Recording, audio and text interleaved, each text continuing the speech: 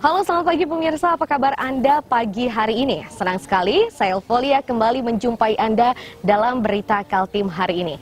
Tentu informasi menarik dan aktual telah kami hadirkan untuk Anda dan berikut 3 berita utama Kaltim hari ini. Seorang ODP berjenis kelamin pria dan berusia 25 tahun dilaporkan melarikan diri dari asrama atlet di Tenggarong, Kutai Kartanegara.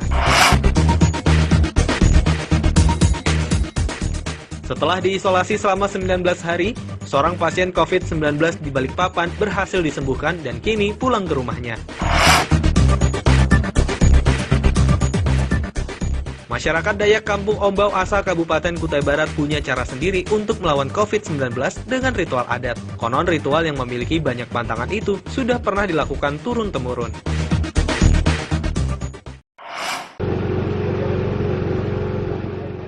Asrama atlet di Tenggarong seberang Kabupaten Kutai Kartanegara yang kini dijadikan isolasi bagi orang dalam pemantauan atau ODP. Sejak Kamis pagi, digegerkan oleh hilangnya seorang ODP. Orang tersebut berjenis kelamin pria berusia 25 tahun asal Makassar, Sulawesi Selatan, yang sempat diisolasi sejak Senin lalu. Dan dari CCTV yang terpasang, orang tersebut melarikan diri Kamis dini hari. Terkait kaburnya ODP tersebut dari rumah isolasi juga dibenarkan oleh Kepala Dinas Kesehatan Kukar, sekaligus juru bicara gugus tugas percepatan penanganan COVID-19 wilayah Kukar. Disebutkan pria tersebut sebelum kabur sempat meminta untuk pulang. Akan tetapi permintaan tersebut tidak dikabulkan, lantaran proses isolasi belum selesai dilakukan. Bahkan pihak kesehatan sudah menjelaskan aturan tentang undang-undang kekarantinaan ini, akan tetapi ODP tersebut tetap melarikan diri. Gak apa-apa, atau memang harus dijawab? Ya, saya menyatakan memang benar ada seorang orang dalam pemantauan yang sedang diisolasi di Wisma Atlet Kutai Kartanegara tadi pagi itu melarikan diri. Sebenarnya yang bersangkutan ini dari kemarin minta diizinkan untuk pulang, tapi memang belum waktunya untuk pulang, belum selesai masa isolasinya, sehingga belum mendapatkan izin. Dan kepada yang bersangkutan sebenarnya telah diberikan penjelasan tentang adanya undang-undang kekarantinaan. Tapi mungkin yang bersangkutan tetap pada pendiriannya, jadi tadi pagi dilihat tidak ada di tempat. Dari riwayat perjalanannya, pria yang kini kabur itu sebelumnya pernah menderita sakit tipes di Makassar dan kemudian pergi ke Kalimantan Timur setelah sakitnya sembuh. Tujuan pria ini ke Kaltim ini untuk bekerja di kapal batubara. Akan tetapi, belum terlalu lama bekerja, pria ini kembali sakit batuk. Khawatir dengan kondisinya, pihak kapal akhirnya menurunkannya di Pelabuhan Sanga-Sanga. Akan tetapi warga di kawasan tersebut menolak kehadiran pria tersebut hingga akhirnya dijemput petugas kesehatan dan dibawa ke asrama atlet untuk menjalani isolasi. Amir Hamzah dan tim liputan melaporkan dari Kutai Kartanegara.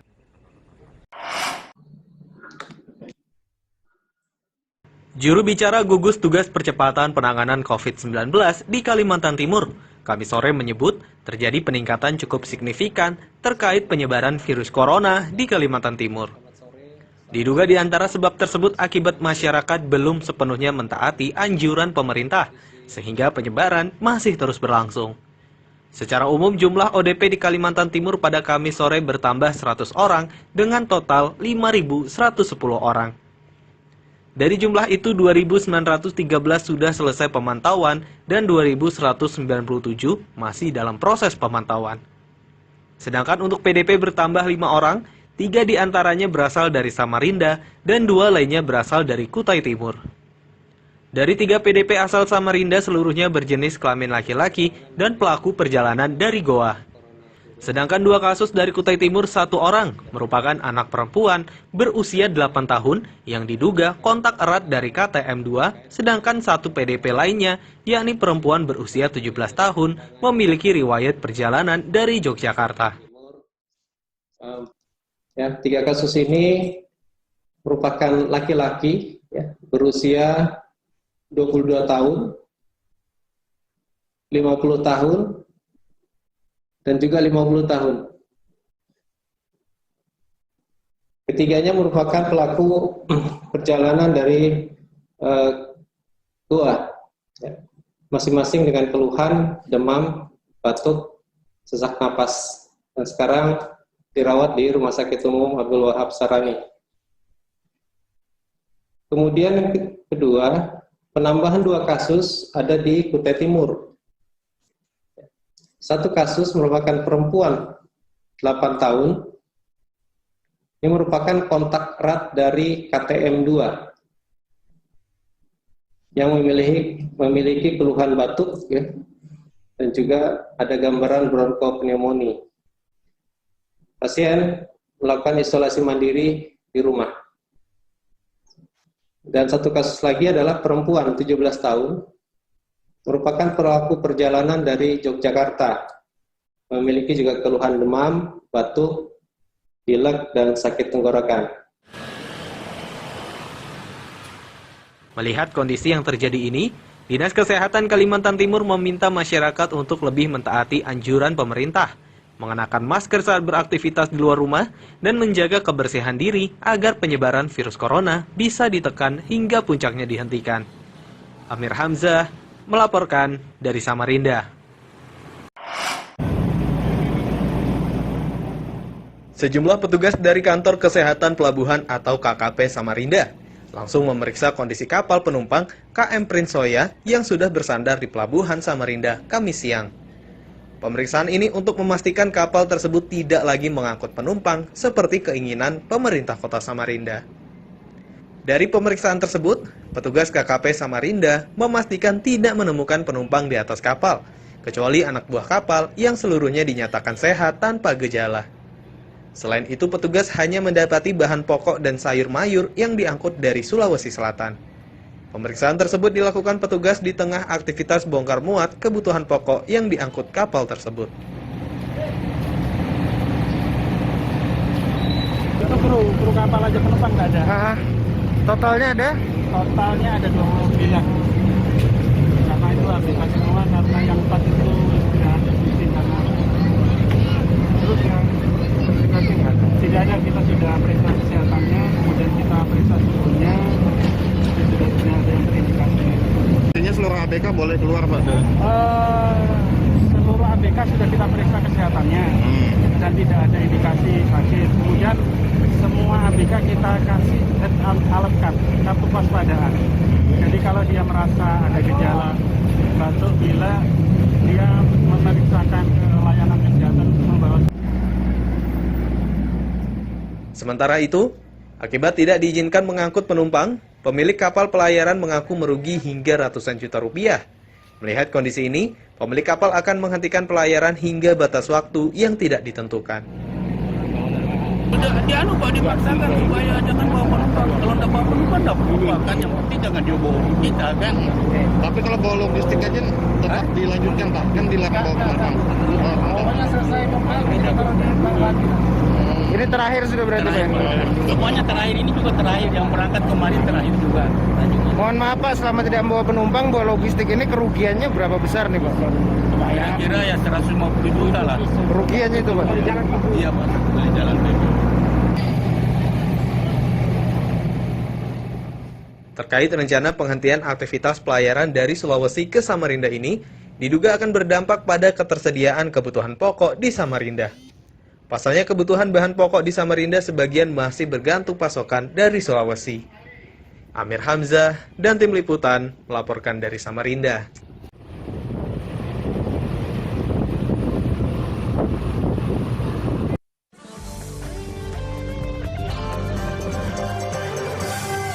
Terima kasih Anda kembali menyaksikan berita Kaltim di pagi hari ini. Dan kembali kami sampaikan 3 berita utama Kaltim hari ini. Seorang ODP berjenis kelamin pria dan berusia 25 tahun dilaporkan melarikan diri dari asrama atlet di Tenggarong, Kutai Kartanegara. Setelah diisolasi selama 19 hari, seorang pasien COVID-19 di Balikpapan berhasil disembuhkan dan kini pulang ke rumahnya. Masyarakat Dayak Kampung Ombau Asa Kabupaten Kutai Barat punya cara sendiri untuk melawan COVID-19 dengan ritual adat. Konon ritual yang memiliki banyak pantangan itu sudah pernah dilakukan turun-temurun.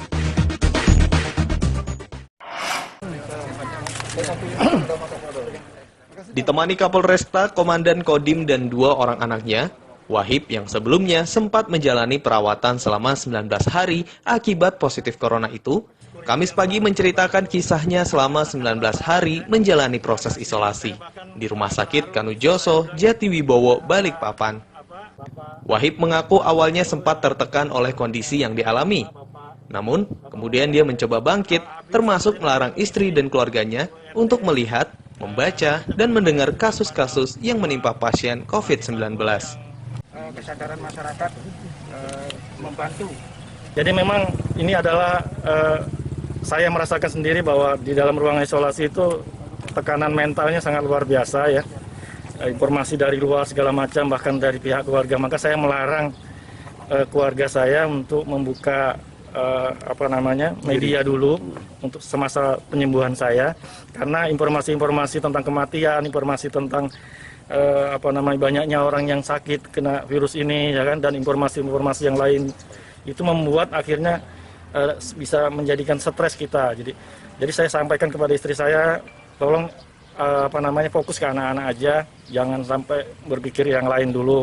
Nah, saya juga berusaha di dalam ruang isolasi untuk selalu ceria, menghilangkan rasa-rasa jenuh, menghilangkan dengan perasaan-perasaan yang membuat kita stres. Jadi saya selalu enjoy di dalam isolasi dan fokus tugas dengan tugasnya masing-masing. Dari pengalaman yang pernah dirasakan itu, Wahib berpesan pada seluruh pasien yang masih menjalani masa isolasi agar tidak berputus asa dan terus berjuang dengan tidak lupa berdoa pada Yang Maha Kuasa. Wahib sendiri biasanya mengisi kejenuhan dengan berolahraga di dalam ruang isolasi. Dan bersembahyang dari rumah atau beribadah dari rumah. Kepada teman-teman yang masih ada di sana, yang lagi berjuang, jangan menyerah. Jangan menyerah karena ini adalah sebuah pertempuran menurut saya, pertempuran dengan barang-barang yang tidak terlihat. Tentu ini mental yang harus dikuatkan. Saya berusaha untuk itu, kita berserah diri kepada Allah, hal yang paling utama adalah itu, kemudian baru kita berikhtiar dengan kita menjaga kondisi kita asal imun kita bertambah. Kita bisa olahraga di lokasi isolasi, kita bisa lari-lari tempat di isolasi, kita bisa senam di ruang isolasi. Ada banyak hal yang dilakukan di isolasi.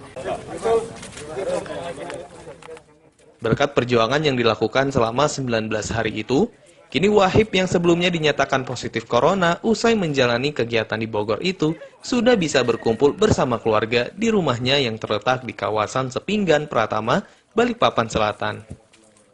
Sukacita Wahib ini makin lengkap lantaran seluruh keluarganya termasuk tetangga sudah bisa menerima kehadirannya setelah dinyatakan sembuh dari corona dan diperbolehkan pulang ke rumahnya. Selain Wahib, 3 pasien positif asal yang juga dinyatakan sembuh diperbolehkan pulang ke rumahnya masing-masing. Amir Hamzah, Muhammad Idris, melaporkan dari Balikpapan.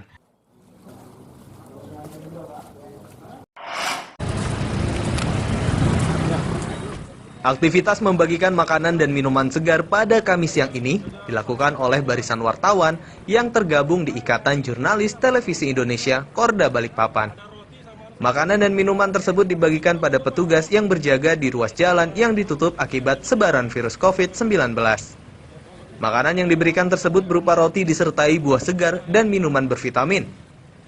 Untuk pembagian ini, kalangan wartawan ini menyasar pada 3 lokasi berbeda, mulai dari Simpang 5 Muara Rapak, Simpang Plaza Balikpapan, dan Simpang Tugu Beruang Madu Terminal Balikpapan Permai. Bagi IJTI Kaltim dan Korda Balikpapan, pembagian makanan ringan dan minuman bervitamin ini bentuk dukungan moral bagi petugas yang terus berupaya menanggulangi penyebaran virus corona. Pak, ini sarapannya Pak ya? Ikatan Jurnalis Televisi Indonesia untuk Tingkat Kaltim Wilayah Balikpapan tadi telah membagikan beberapa makanan dan minuman ya kepada semua untuk para tugas yang ada di Kota Balikpapan, khususnya yang berjaga di beberapa simpangan di Kota Balikpapan. Tadi ada 3 lokasi yang kita bagikan di Muara Rapak, di Simpang Plaza, sama di Tugu Beruang Madu. Ini semuanya merupakan sumbangsi dari rekan-rekan Ikatan Bidan Televisi Indonesia yang ada di Kota Pekalongan. Ini juga menunjang kinerja pemerintah ya Bang? Ya, ini kita juga menunjang kinerja pemerintah. Jadi para petugas ini terjaga terus untuk Kota Balikpapan. Termasuk untuk masyarakat Balikpapan, kalau memang tidak perlu keluar rumah, tetap di rumah saja untuk memutus rantai COVID-19. Semoga Balikpapan cepat pulih kembali. Langsung dipimpin oleh Komandan Idris Indosiar. Tidak hanya memberikan dukungan pada petugas di lapangan, IJTI Kaltim juga memberikan apresiasi khusus bagi tim medis sebagai garda terdepan penanganan virus corona ini. IJTI berharap semua pihak ikut mendukung kebijakan pemerintah agar penyebaran virus corona di Kalimantan Timur bisa segera dihentikan. Amir Hamzah, Muhammad Idris, melaporkan dari Balikpapan.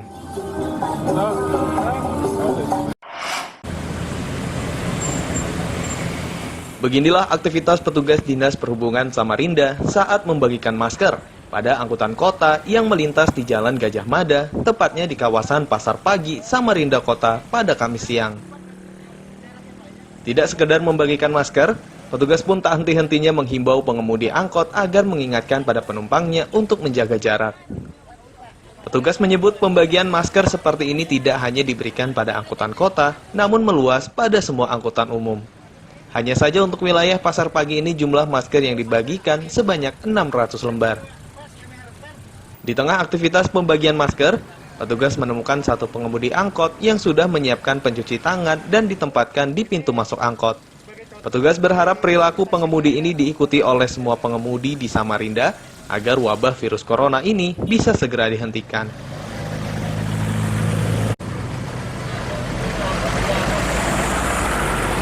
Desa Kota Samarinda diberi tugas oleh Bapak Wali Kota untuk membagikan masker ke taksi online, taksi angkutan kota, taksi bandara maupun bis damri yang mana mengangkut penumpang secara massal. Jadi ini upaya pemerintah kota untuk pencegahan. Nah, Bapak Wali Kota juga menyarankan kepada taksi angkot untuk mengatur jarak daripada para penumpang, tidak boleh berdekatan. Nah, kita di sini udah ada 4 orang yang positif. Jangan sampai kita menjadi di SBB. Kemudian berapa masker yang dibagi hari ini, Pak? Hari ini kurang lebih 600 masker kita bagikan. Ini tahap awal atau bagaimana? Ini kami mencoba berkoordinasi lagi dengan Kepala Badan Penanggulangan Bencana, mereka stakeholdernya untuk pengadaan masker. Jadi kami nanti kalau memang kami kekurangan, kami akan ke sana lagi untuk meminta. Pembagian masker ini ya bagus lah karena untuk mencegah COVID-19 kan, karena kita harus memakai masker kalau keluar rumah. Masker, Pak ya. Kalau untuk penumpangnya sendiri, Pak, apakah dikasih jarak, Pak? Nah, penumpangnya ada himbauan buat penumpang dikasih jarak itu. Oh iya. Dikasih jarak, Pak ya. Petugas berharap dari upaya yang dilakukan ini mampu meningkatkan kesadaran warga untuk melindungi diri dengan masker saat beraktivitas di luar rumah. Amir Hamzah, Pasuti, melaporkan dari Samarinda.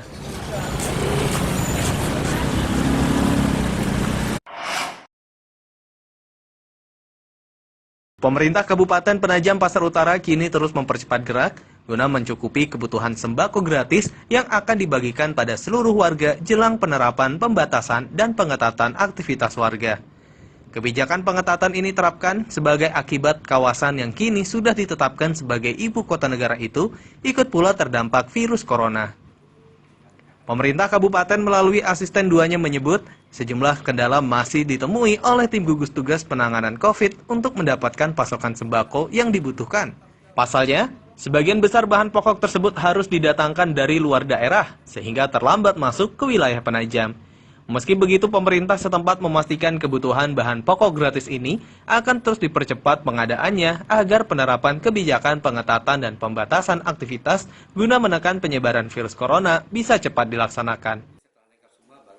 Awalnya itu 465, sekarang dikoreksi menjadi 457.000 sekian, ya sekian seperti itu.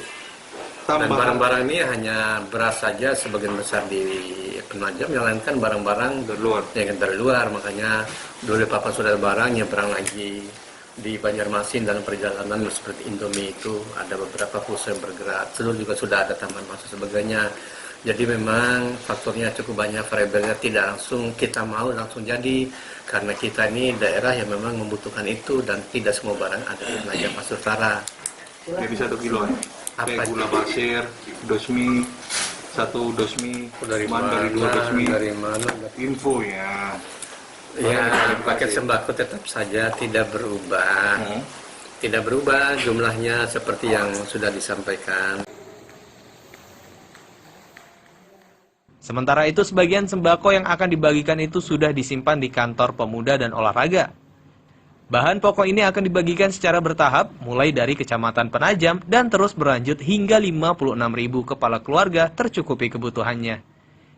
Di antara sembako yang akan dibagikan itu, yakni beras, gula pasir, minyak goreng, telur, dan mie instan. Amir Hamzah dan tim liputan melaporkan dari Penajam Pasir Utara.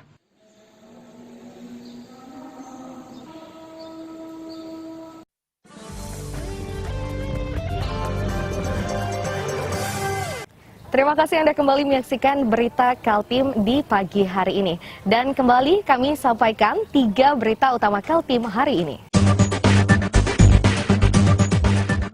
Seorang ODP berjenis kelamin pria dan berusia 25 tahun dilaporkan melarikan diri dari asrama atlet di Tenggarong, Kutai Kartanegara. Setelah diisolasi selama 19 hari, seorang pasien COVID-19 di Balikpapan berhasil disembuhkan dan kini pulang ke rumahnya. Masyarakat Dayak Kampung Ombau Asa Kabupaten Kutai Barat punya cara sendiri untuk melawan COVID-19 dengan ritual adat. Konon ritual yang memiliki banyak pantangan itu sudah pernah dilakukan turun-temurun.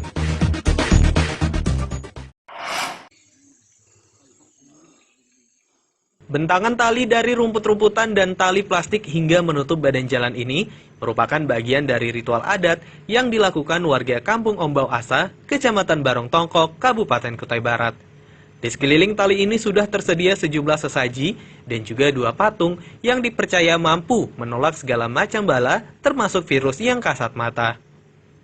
Meski bentangan ini hanya berupa rerumputan, namun ritual yang dikenal dengan sebutan tuhing yang berarti pantangan ini cukup dihormati hingga warga yang hendak melintas terpaksa harus berbalik arah tanpa banyak protes. Kondisi ini berlaku untuk semua pengguna kendaraan mulai roda 2 dan 4, termasuk warga setempat yang berada di luar kampung tidak lagi bisa masuk ke perkampungan.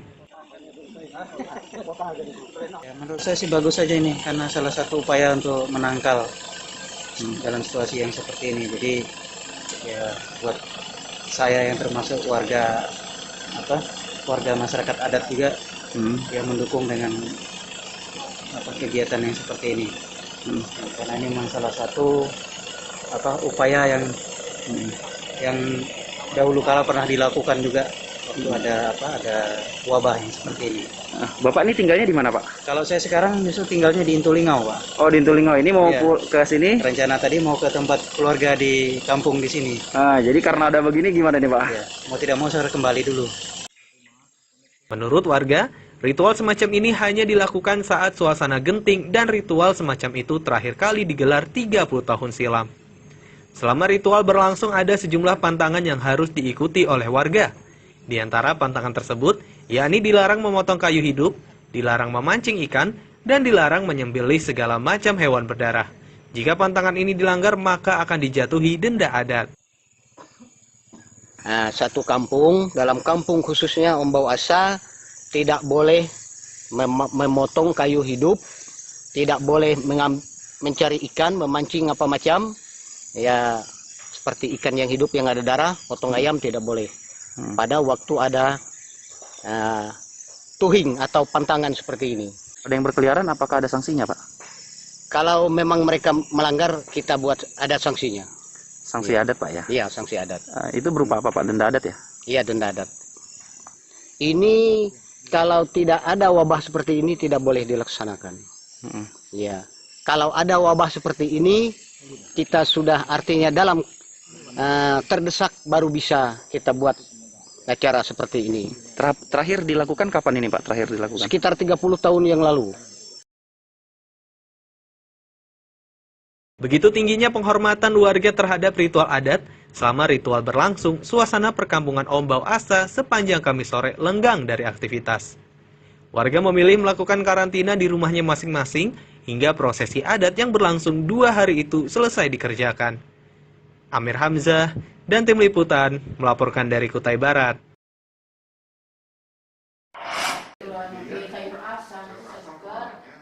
Surat edaran dari Kementerian Agama Republik Indonesia tentang aturan pelaksanaan pernikahan di masa pandemi COVID-19 inilah yang dijadikan pegangan kantor Kementerian Agama di Kabupaten Berau untuk meniadakan kegiatan pernikahan.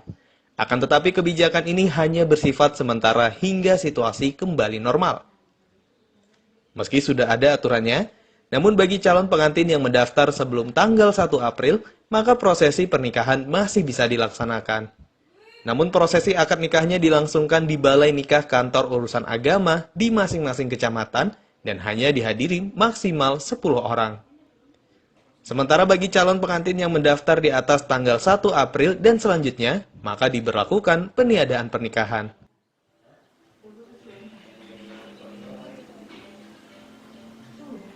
Yang pendaftaran di atas tanggal 1 April 2020 itu sudah tidak lagi mendaftar langsung. Datang online. Nah, tapi yang di bawah itu kan yang kemarin. Kemudian bagi yang mendaftar 1 April ke atas, yang mulai April lah berlaku masalah COVID ini, tidak ada lagi pernikahan. Oh gitu. Nah itu.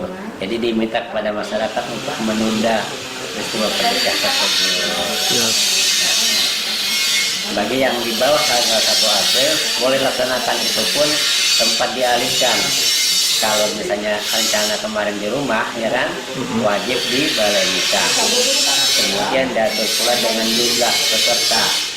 Paling banyak dia 10 paling banyak. Pendaftaran tetap dibuka oleh pendaftaran. Yang nikahnya lah yang tetaplah. Pendaftarannya nikah itu dibuka itu pun secara online. Nah, baru mendaftar nih. Masalah jadwal belum tahu kita. Daftar oke.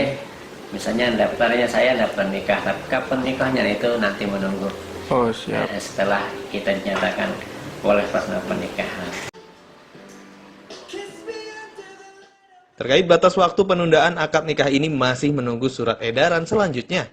Oleh karenanya, calon pengantin yang ingin menikah diharap bersabar terlebih dahulu sambil menunggu situasi kembali normal seperti semula. Amir Hamzah, Miko Gusti, melaporkan dari Kabupaten Berau.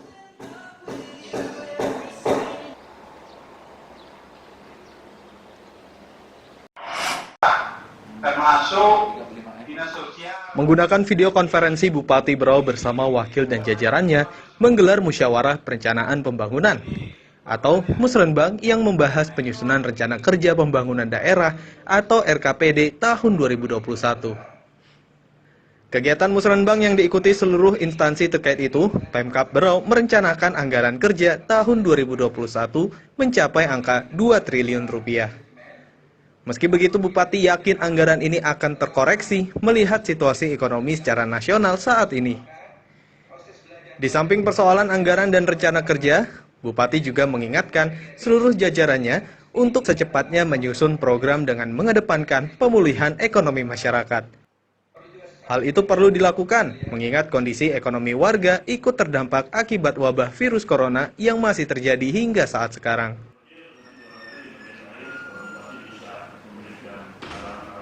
Musrenbang kita ini dalam rangka untuk menyusun rencana kegiatan pemerintah daerah Kabupaten Berau untuk 2021.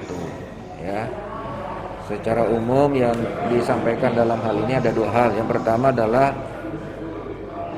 perkiraan pendapatan kita, ya, perkiraan pendapatan kita yang tadi disampaikan oleh Ketua Bapenda, yang kisarannya kurang lebih 2 triliun, ya, kurang lebih itu 2 triliun. Tetapi saya berkeyakinan ini akan mengalami nanti perubahan-perubahan terkait dengan kondisi perekonomian secara nasional. Tetapi yang paling penting yang saya ingin sampaikan pada kesempatan ini bahwa saya tadi menganjurkan bahwa seluruh OPD-OPD yang ada hari ini, baik itu Dinas Perikanan, Peternakan, Perdagangan, kemudian PU, dan seluruh OPD yang lain harus berpikir bahwa program kita ke depan, orientasi utamanya adalah merecovery ekonomi masyarakat. Meskipun musyawarah ini tidak dilakukan secara tatap muka, namun Bupati berharap pembahasan terkait rencana pembangunan mampu dipahami oleh seluruh organisasi perangkat daerah untuk meningkatkan ekonomi dan kesejahteraan masyarakat. Amir Hamzah, Miko Gusti, melaporkan dari Kabupaten Berau. Ini jangan berpikir setengah.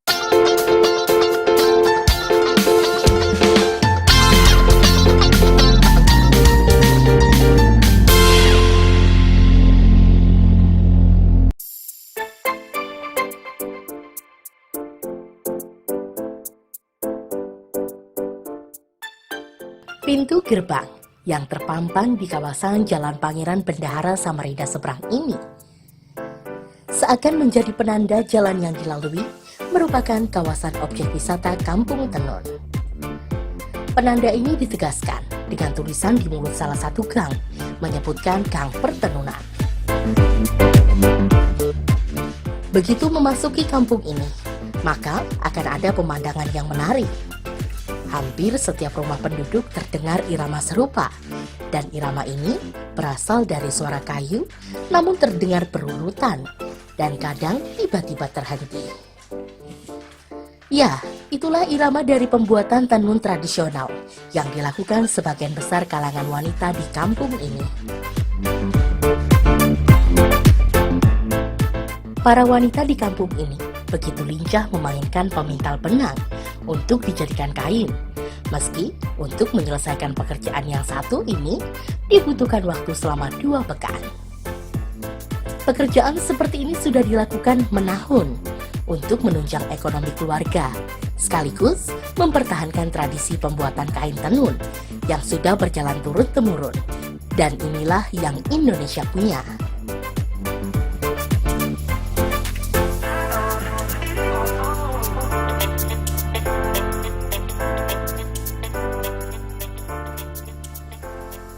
Udah 5 tahun lebih.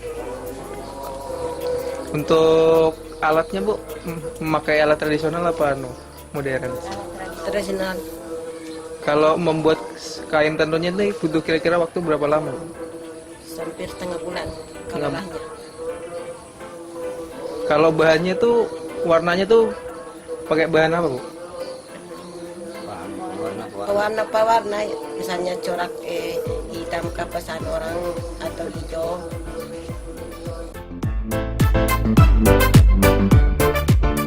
Dari cerita ketua RT setempat yang juga pedagang kain tenun Samarinda.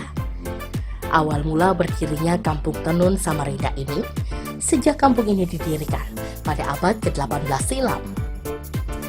Meski sudah cukup lama menjadi pengrajin tenun, namun warga hingga saat ini masih mempertahankan cara tradisional untuk membuat beragam jenis kain tenun.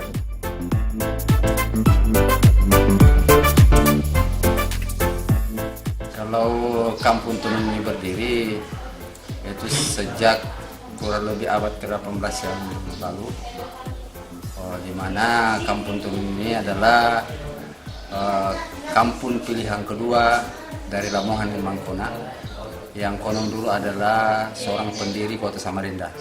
Dulunya dia dari Sulawesi, terus singgah yang namanya Selili, yang dikarenakan air di daerah Selili itu berputar, maka dia pindah ke Samarinda seberang yang kita kenal sekarang ini Kampung Tenun. Kalau pembuatannya masih pakai alat tradisional apa sudah modern? Alhamdulillah sampai dengan sekarang kita punya masyarakat di sini masih tetap yang namanya gedokan dengan ATBM. ATBM itu alat tenun bukan mesin, yang masih manual. Cara penculupan, ya, cara memintal itu semua masih manual. Upaya melestarikan budaya yang dilakukan warga Kampung Tenun ini patut diacungi jempol. Pasalnya, di era digital dan serba modern ini, pembuatan kain tenun masih dilakukan secara tradisional.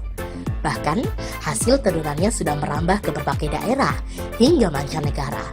Dan inilah yang Indonesia punya. Amir Hamzah, Singgih Prasetyo, melaporkan dari Samarinda.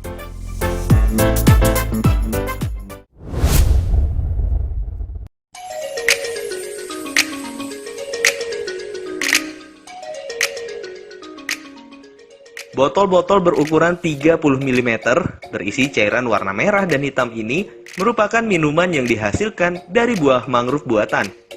Dari kelompok tani wanita di Tanjung Laut Indah, Bontang. Selain minuman, ada lagi produk olahan dari mangrove, seperti amplang dan dodol mangrove. Khusus untuk sirup, ada khasiat istimewa yang terkandung di dalamnya.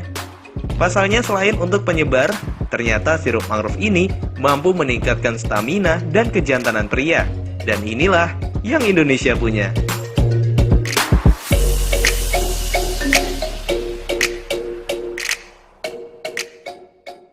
Cara membuat sirup mangrove, kumpulkan beberapa buah mangrove, selanjutnya dikupas dan dicampur sedikit air bersih, kemudian direbus. Selama perebusan, buah mangrove tersebut harus diaduk hingga menjadi bubur. Selanjutnya bubur mangrove ini disaring, guna memisahkan antara biji mangrove dan air perebusan. Penyaringan ini dilakukan hingga 2 kali, guna mendapatkan air tirisan mangrove yang benar-benar bersih dan jernih.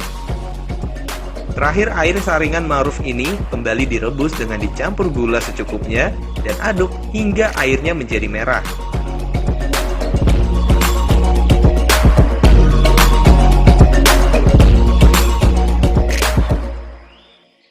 Sirup mangrove ini pertama diperkenalkan oleh kelompok wanita di Kota Bontang ini tahun 2010 silam. Usaha yang awalnya dilakukan untuk kebutuhan pribadi itu kini dijual bebas di pasaran.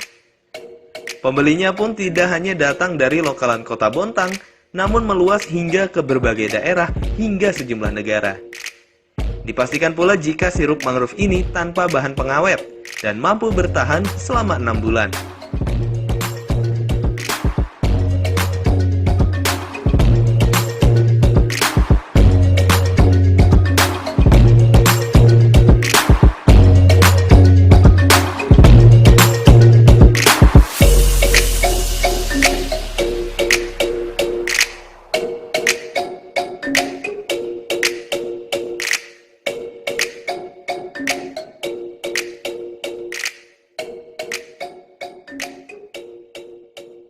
Tidak pakai pengawet, tidak pakai pewarna, warna alami. Tahannya berapa lama? Kurang lebih 6 bulan. 6 bulan itu tahan ya? Tidak basi itu ya? Tidak. Terus manfaat ini apa? Kalau buat laki-laki menambah stamina, tidak boleh pakai air. Oh, tidak boleh pakai air? Pakai sendok langsung minum. Berapa sendok? 1 sendok. Radang tenggorokan, batuk-batuk buat anak-anak pakai air hangat. Begitu. Ini bisa membuat ini dari mana idenya, Bu? Saya ide sendiri sih. Ide sendiri ya? Iya. Terus itu bisa sampai meningkatkan stamina, itu dari mana tahunya? Oh, sudah diuji. Dari tes Dinkes sampai dihalal sampai Balikom. Ini sudah berapa lama buat ini? Mulai 2010. 2010. Sampai sekarang? Sampai sekarang. Ini dijual kemana aja? Banyak sih tempat. PT Badak, oleh-oleh. Terus? Ada yang sampai sudah bahkan keluar negeri. Luar negeri? Sudah. Bagi kelompok petani wanita di Kota Bontang, mendapatkan buah mangrove ini tentu tidaklah sulit. Pasalnya kelompok binaan Balai Pengelola Das HL Mahakam Berau ini selama bertahun-tahun menghabiskan waktunya untuk menyemai, menanam, dan memelihara mangrove di lingkungan tempatnya tinggal. Tak heran sirup yang dihasilkan benar-benar segar, lantaran buahnya dipetik langsung dari pohon mangrove yang ditanamnya. Amir Hamzah melaporkan dari Bontang, Kalimantan Timur.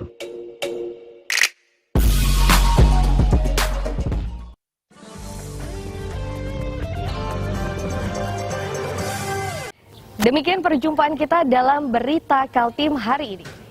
Saya Volia dan tim redaksi yang bertugas mengucapkan selamat pagi, selamat beraktivitas, dan sampai jumpa.